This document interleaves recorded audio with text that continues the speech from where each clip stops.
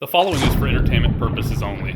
We are not financial advisors. We are not responsible for any losses, only the profits. Today is the beginning of sophomore year for stocks. It's going to be stocks 201. Talk about flow a lot. I'm going to show more and more some of the tools I actually use all the time. One of the things I talk about, but I'm showing you here too, is expirations. What are these called? Options. Why do you pay attention to these? Because the big boys do. Why? Remember, people always ask me, they're like, what options do I buy if I'm gonna play options? I always say I buy leaps, which means way far out and in the money. Basically, you're protected that way. The safest ones you can buy. Further questions always arise. On maybe some quick flips trying to do, and then I will advise never weeklies, but at least the first monthly expiration. Why? Because the market makers like to burn the gamblers. More of the gamblers are usually in the weeklies than the monthlies every month. Guess what happened last Friday? Lots and lots of options expired. Monthly options expired. Was it last Friday? I think so. What are we getting at here? So if people are trying to make a quick buck and they're like, you know what? On Friday, you're like, man, I just have a feeling on Monday, SPY's gotta go up. I can feel it in my loins. SPY's gonna go up. I'm gonna YOLO into calls. For every call that is bought on those weeklies, look at this. You see this open interest over here? Pay attention to that. Whenever you see open interest in calls, which are these ones on the left, versus the puts on the right, and you see almost as much interest in the puts, or sometimes more interest in the puts, you better start learning how to protect yourself and realize maybe the market makers are the ones buying the puts to rob the retail gamblers. Is that usually what's going on? I think that's usually what goes on. Usually the day after, though, I've noticed, after the monthly stuff starts, which may be Monday, stuff's usually going to go up.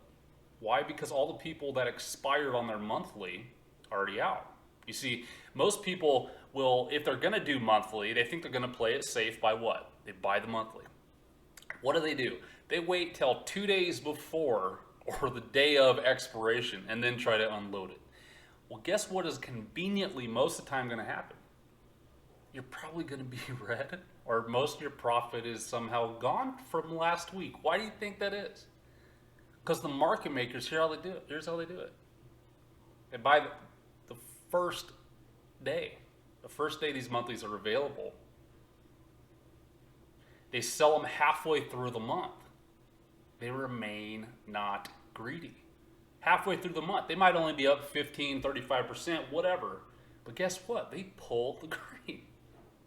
The gamblers, the retail, if they're being almost smart enough, they're still just going to be like 15, 20, 30%. That's nothing, man. I want to multiply tomorrow.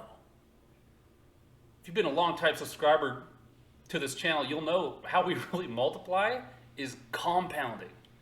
Pull green, dude.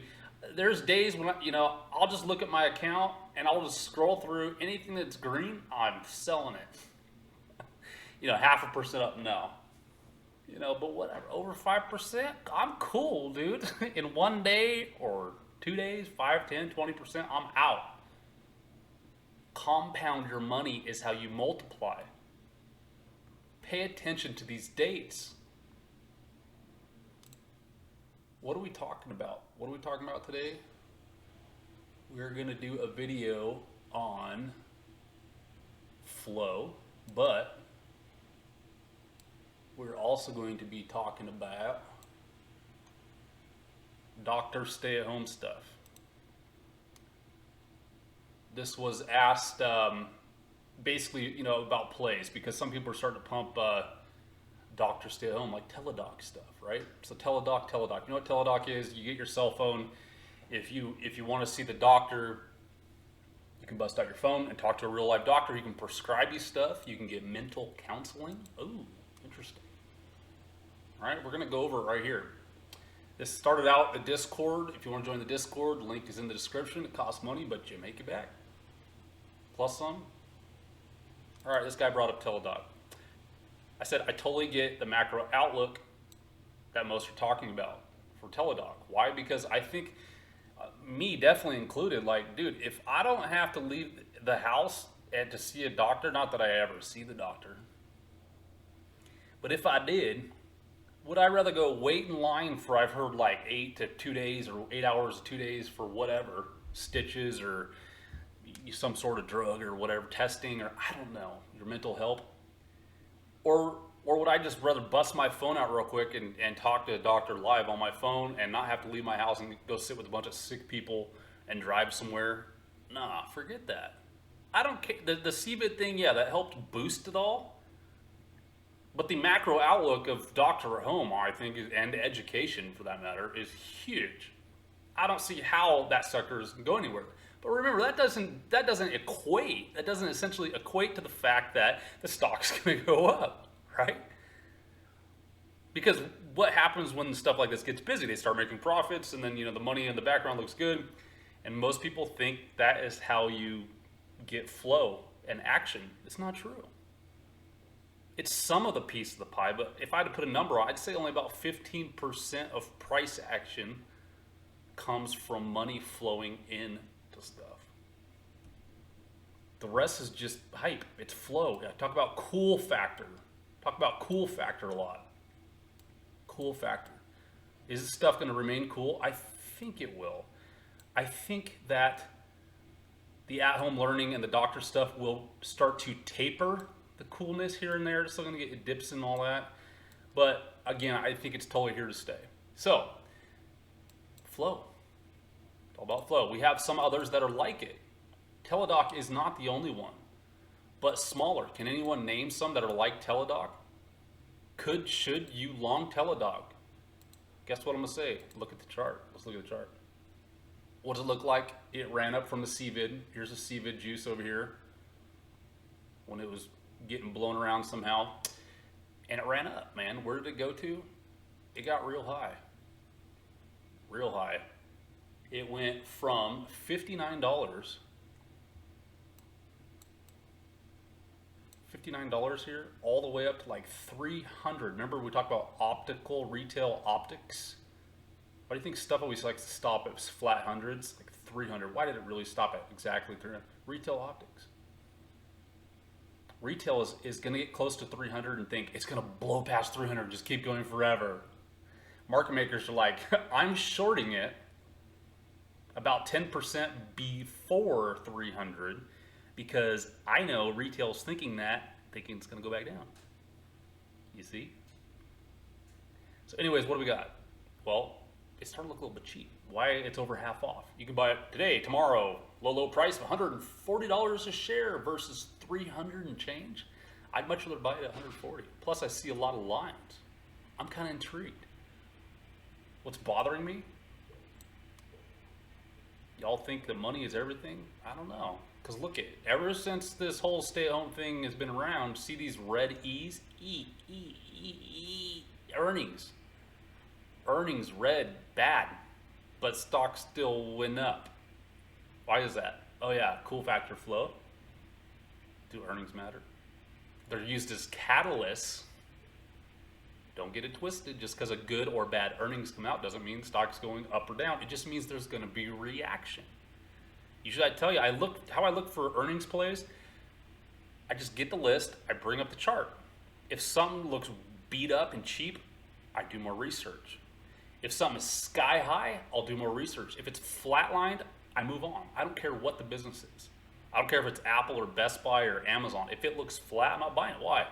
Because if it's beat up, that means no matter what is happening with the earnings, it's probably going to go up.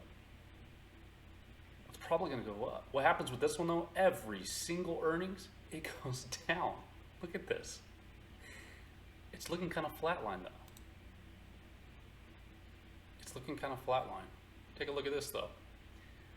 It went up at a whopping 268% off of pre-CVID. 268%. Imagine having calls on those. Yippity skippity.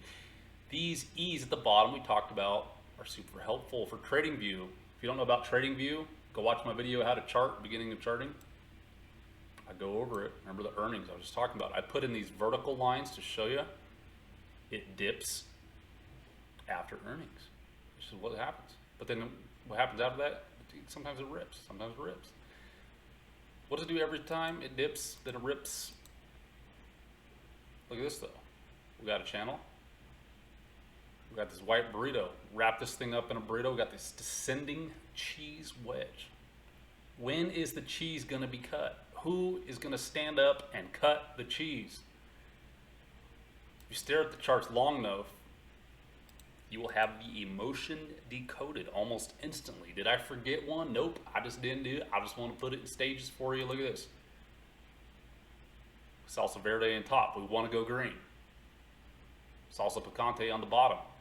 We don't want to go there. Maybe we do. Maybe if we tagged it one more time, it'd be a good time to buy calls. I don't know. Here's the deal with TeleDoc. I like the big macro picture. Fantastic. I think it's still going to have some cool factor. It looks beat up. It's about 55% off. We talked about that magical number. That's when market makers like to buy in. 55% off. Measure it. Don't believe me? Go measure some charts. That's when they start looking at it. You should get something like this, like a rejection, boom, about 55%. A fake bull run up. What happens? Market makers buy puts. Because this always happens, man. Almost every single chart. When something gets beat up like this. And guess what now? They make the money even all the way down. So they made the money down here to like 131 or whatever. 135. And guess what? They're trickling into calls. You don't believe me? All right. All right. Here's some flow to look at. Okay, this is calls and puts. So we got bearish flow. We got $375 million worth of people thinking it's going to go down. Bullish flow of almost exactly the same. But a top contract, this is what you got to pay attention. Why is a top contract important? Because all this bearish flow could be a bunch of retail. It's the biggest contract for bearish flow isn't even registering on this. That could be just a bunch of retails buying like one put, you know, 20 bucks in or 100 bucks in or whatever. You want to pay attention to what the top dogs are doing. Top contract. Someone's got a $717,000 bet that this thing is going up. Look at this. Right here. At 714, someone grabbed $8 million of puts. Do you think the guy that steps in and buys $8 million worth of puts might be able to control some things? Do you think he's going to get paid? Do you think he did get paid? He's going to get paid. Follow the flow of the river. Don't try to walk up it, walk down it. Guess what? This expired.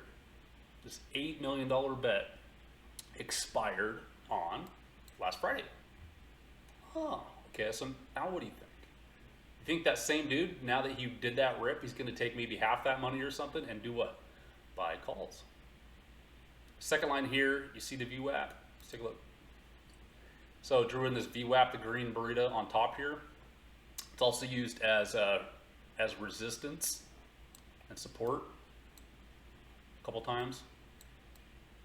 These are just like volume shelves, okay? Over here, right here. So just watch this channel in between the red and the green. I think we're gonna get some play in here, and then, you know, it could dip below, but keep your eyes peeled on TeleDoc. This thing looks ready to have its next legs up a little bit. If this does fall below the Pico de Gallo line, it could drop all the way down. Watch this. See this? See all these buys? There's like no buys around 100, 130. It could drip all the way down to this gold. If it drips all the way down to this gold line down here at $72, the next big VWAP here, I'll load up. Okay. I might be buying, you know, maybe I'll probably just buy some regular common shares to kind of hang out here. Maybe, I don't know. Price action depends tomorrow, but it's something I'm watching. I might back it up at 72. One thing to keep in mind is a lot of that earning, that red earning that we were having, they're actually like buying stuff out. So they bought some other at-home doctor company or something like that, so the earnings aren't looking good. I think that's great, though. To me, that's great news. They're trying to monopolize themselves. I'll take it. That $8 million bet that the stock was going down was not the only one that expired on Friday. 4 bull bets over $1 million and 5 bear bets over $1 million. There's nine bets over $1 million currently out there. When do those expire? 9/17. 9/17. One's in one of the bears is 11/19, and that's for $2 million. But the rest here, we have it all laid out for you right here. Look at this chart. When it's 50-50 like this, and you have you know, a great macro outlook for a company, I'm usually willing to bet that it's going to go what? Up. Could it bleed out a little bit more? Yes. That's why I said watch it. Just watch it. But to me, it looks like it's about 50-50 bet right now. Now, if it was 10 people betting over $1 million that it was going down and only one person thinking it was going to go up, that might be different. But I don't know. I think it's going to start curling here.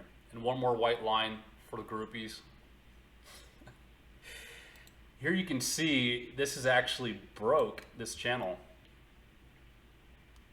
It's broken it, but it rejected it. You know, it rejected this VWAP here, this green line, the Salsa Verde. Where did it end? Down here, Pico. I think we have a new channel here. Watch these lines. If we can break out above, let's say like 154, we should be headed to 196. Now, how would you play this? How would you play this? If you get in around like 160, let's say, you know, and that's the way to do it too. You can just wait for confirmation. You wait till this thing is for sure going bull, then buy in. Come here, reject on these a couple times. You know, nope, reject. It's going to go up to 196. Next flow channel here. How do you play that? You sell before 196. You don't say, it's going to all-time highs. Diamond hand, bros. Ride or die, bro. I'm a ride or die 20% of the time. Okay. That's about 20% there. If you can go about 157 all the way up to like 193, I'm out. Cool, chilling. What if you bought a call in there? I don't know. It's still kind of sketchy territory because this sector is still considered, I'd call it growth, you know, and growth is still kind of beat up. I think we're going to transition eventually, of course, but whatever. In the second quarter report, TeleDoc posted another round of strong revenue. Of course they did, dude. It's TeleDoc, man. Strong revenue, but they bought a company. I already told you that. Look at this, though. Sales jumped 109% to $503 million in a quarter. That's a lot of flow, which edged out estimates at $500 million, but the company again posted a wide loss on the bottom line. That's okay. On generally accepted accounts GAAP basis, TeleDoc's 86% worse than the consensus of 56 a share. So, you know, the guidance wasn't correct. That was the CEO's fault. And shares outstanding doubled over the past year. So they diluted so they could take the cash and buy some other people, monopolize themselves. Net loss. It's expanding, blah, blah, blah, blah. Do you really care? But today is 26, no one cares. We have solid momentum headed into the second half as the market embraces the unified care experience that TeleDoc Health has breadth scale to achieve. This is probably the, you know, the unicorn of the space, I'm guessing. More flows, information here. Check it out. I was talking about this a second ago, but if we only get halfway to the next VWAP shelf from where we're at. So remember I was saying don't wait till it gets to 196, sell it before. So if you were to buy, just buy regular shares on Monday for where it's at. If we got halfway to 196, That's 23.55% green. I'd pull that. Would you pull that? Did you guys see what growth did on Friday? Remember I was saying growth is actually kind of going up? These blue here, how I have them color coordinated, isn't that fantastic? Look at this, all green. Growth is going to be coming back. Big cap, but everything is rallying. Imagine that. People are buying the dip. We're conditioned to. Why not? As long as the Fed rallies keep rubbing our back, telling us everything's okay, it's going to be okay. Keep in mind, Thursday, Friday, Saturday of this coming week, we have another PAL, FOMC, Federal Wyoming Hangout session. What does that mean? We could get more things that are admitted that could possibly make this whole market crash. So what am I doing? I'm buying this one here, DRV.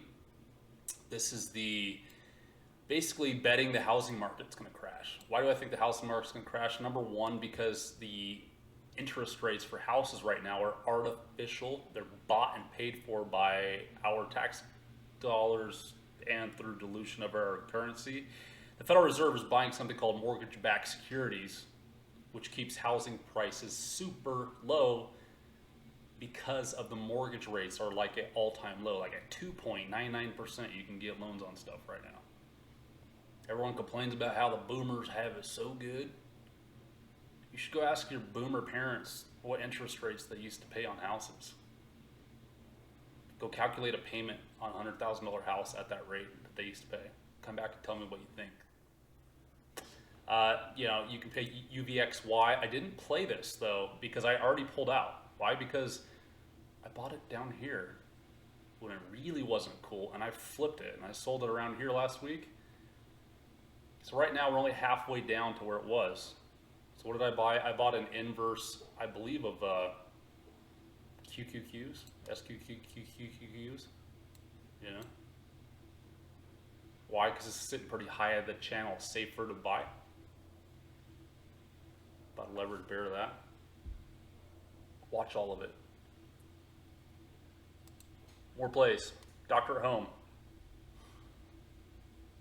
Let's call these the altcoins of TeleDoc. Okay. Some other plays. Again, I'm not saying go buy any of these tomorrow. I'm just saying keep these in your back pocket. Best way to do that, just go to my website. It's free. It's absolutely free, dude. Go down the description, click on the website. I laid it all out for you. This might seem easy, but this is hours of work. Just coming up with this, doing the charts. First one, talked about it before. Talk. Talk is cheap. Talk is cheap, SA. This was a SPAC, I know. Don't leave. Don't leave. Okay, it's not a SPAC anymore. Okay, there you go. Come back. It's below $10. In fact, it's half off what many people have paid for it. Sitting at $5.24. $5.24. That ain't a bad deal. That ain't a bad deal right there. This one is like TeleDoc. You got an app. It's mainly focused on, I think, mental health. So I guess you could talk to psychiatrists and stuff. I mean, this is like the ultimate time too to get into the medical field. Remember I talked about that video, how to succeed, how to even get the money to invest in the stock. Get in the medical field, dude. Become a psychiatrist. You could be sitting on the beach talking to people on your cell phone and giving them advice through the Talk app. Make money both ways. If you can't figure out how to take the test, do it online and hire someone to do it for you. Don't do that. Only responsible for the profits here. Hey, keep in mind that Talk does have earnings. Remember, there's always a reaction to earnings. I don't really care whether it's good or bad. You know, I'm guessing it's going to be kind of baddish, but whatever. At this point, I'm just going to keep watching this. I am holding some of Talk. I like the company. I see it long. I'm actually hoping, you know, and this is where I'm differentiated from many, I guess, my outlook. This is how I look at stuff. I actually hope it tanks. I hope it tanks. September 1st, it looks like we have earnings for Talk. I hope it tanks to $2 because guess what? I'll buy more. All right. So remember I talked about we got a lot of unicorns in the space? I'm not going to really call Talk a unicorn, but just saying, a lot of these D-SPACs are going to make people a lot of money because we have a lot of cool companies. If I had to put a A, B, C, D, E rank on Talk, as far as cool factor and all that, I'd probably give it like a C minus or a D, honestly. It's not that cool. It's kind of cool, but not that cool, I ain't gonna lie, right? I ain't trying to pad my shoulders, none of that. By the way to play these is if you are stuck in SPACs, they're about $10, whatever, and you're sweating, or maybe you bought at 12 or 15 and it's down to 10 and it's about ready to de-SPAC and you're scared it's gonna go to 5, what do? Do you sell all your shares and go cry? What if you were to sell like 20% of them, and then what are you gonna do? Take 20% of that money you just got, buy puts. Therefore, you're gonna make money on the way down. I bet you can make all your quote unquote loss back and sit even. How do I know? I know a lot of people doing it. How come? I'll let you figure that out. One thing I've noticed too, looking at a lot of flow here, market makers aren't even buying D-SPACs yet. You hear that? Yet. I don't think growth is done bleeding out, IWM, small cap stuff. It's just not. I don't know. I think we need a bigger rug pull. We do, for sure. We need a macro rug pull. After that, I think that's when we'll see the reset. But until we get something decent, over 2%, on SPY, QQQ and stuff, I don't know. What's going to cause the reset back into growth in small cap and stuff like SPACs? I don't know. What am I getting at? There's barely any interest even on Talk. Highest premium. Someone does have a $36,000 contract on it. It's not even registering on some flow stuff. Look how minuscule this stuff is. It's funny to me though, is look at the volume even on the puts. Like, it's very odd to me that still no one is even trying to short these. Like, I am. Me and the bros and the chicks are, right? But not a lot of volume even on that at all. People are still buying these calls at like 750 and stuff, gambling. If you're gonna do that stuff, that's fine. If you really love the company like Origin or whatever, do that. MIPS, but hedge. That's how I can tell no one's even hedging on this. Are you nuts? Hedge. How about this one? Doximity Docs. I know nothing about this. It seems pretty legit. A new IPO. It mooned because the earnings came out great. The market reacted to this flag and just bought the heck out of it. Now it looks way overextended. I think this thing will probably come down. When it does, I'll be looking for entry, but right this second I'm going to pass. I don't like buying stuff that just is already almost like 40% off in the past week. Ain't going to touch it. Doximity shares jump after digital health company says revenue doubled in first IPO, blah, blah, blah. Someone on Seeking Alpha said not buying at these prices. Oh, okay, that's right. It's a social network for doctors full of vaccine disinformation. I don't know about that. Whatever, online stuff for doctors, Doximity. It's one to look at after it comes back down to reality, at least on the chart for me. That's what I'm thinking. So, moving on to the next one. Actually, you know what? Let's put the flow here. What we got? It's about 50-50. It's about 50-50. Johnson & Johnson, don't buy Johnson & Johnson. In fact, if you want to buy Johnson & Johnson, there's actually tons of people buying lots of calls on Johnson & Johnson, like all-time high. I'm just not going to touch it. Anyways, next one. It's a SPAC. Don't hate me. 23andMe. It's like 50-50 on the calls and puts again. But again, this is a D-SPAC. There's not that much. And there's no $1 million bids. And 23andMe is huge. The biggest bid is only 51,000 or 81,000, 51. Money's not piled back into SPACs yet. Watch this one though. Watch this one. HIMS. Medical home. This thing's 711. A little bit below the VWAP of it. I don't know. Watch this one. This one's kind of weird. Hair loss, skincare, depression, anxiety stuff. I didn't know they did all that. Then they got the whole hers thing, you know? So the chicks, man's or hers, biotin builder, blah, blah, blah. I don't know. This one's kind of cool. Again, 50-50, hardly any big money in it. How about Amway? You want to buy some I'm just joking. Don't ever buy the Amway. Amwell, AMWL, American Well Corporation. This thing looks beat, man. Beat. $40, 44. It's $44. It's all the way down to $9.80. Does anyone know anything about this? American Well Corporation? I don't know. It looks cheap though. Someone do a deep dive for us and let us know. It's only $9. It's like 75% off. Could be ready. Start moving up. Motley Fool actually did comparison here at the beginning of the year from TeleDoc and Amwell. And look at this though. See, this is where things kind of get interesting. The latest calls that expire, by the way, in December, most of them are bullish. Only one bear in the 10-digit mark, 5-digit mark, 10-digit mark. This one might be one to buy. 75% off in a decent sector. There's probably growth, which is still not cool yet. The earnings actually even look like they were good, even though they don't mean anything, right? Does anyone know? How about ShareCare? SPAC. Ticker SHCR, ShareCare. It's down to 683. Watch it. I don't know. This one was fine. It's not that big. It could get bigger.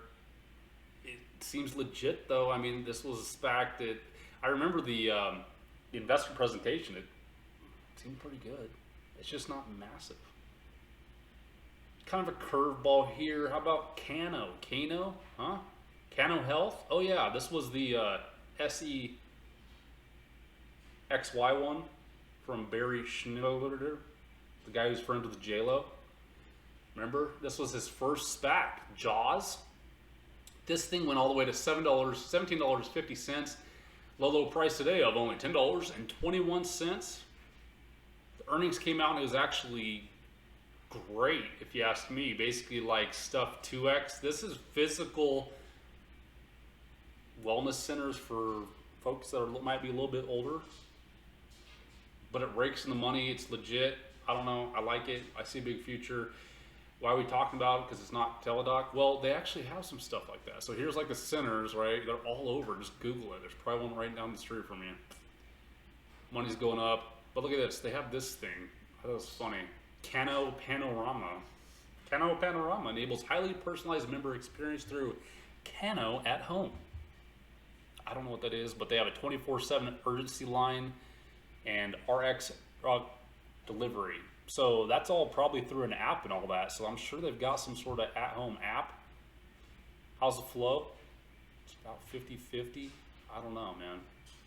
You can come measure this out, but this is actually a D-SPAC that has quite a bit of money thrown at it, which is different than the other ones. Look at this. We got $1 million bullish bid, but then we got a $2 million bearish. Ooh.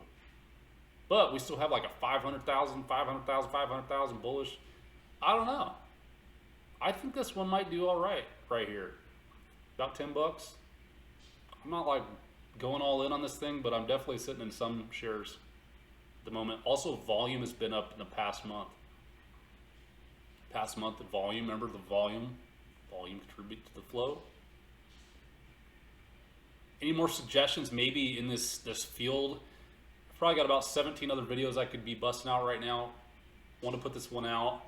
I think timing is getting close. Don't be buying just because the list here, but at least have it. Reference it from the site. If you haven't already liked, commented, or subscribed on the video, please do it. It definitely helps out the channel. We will see you out there on the next one. Please friend us on Twitter and StockTwits.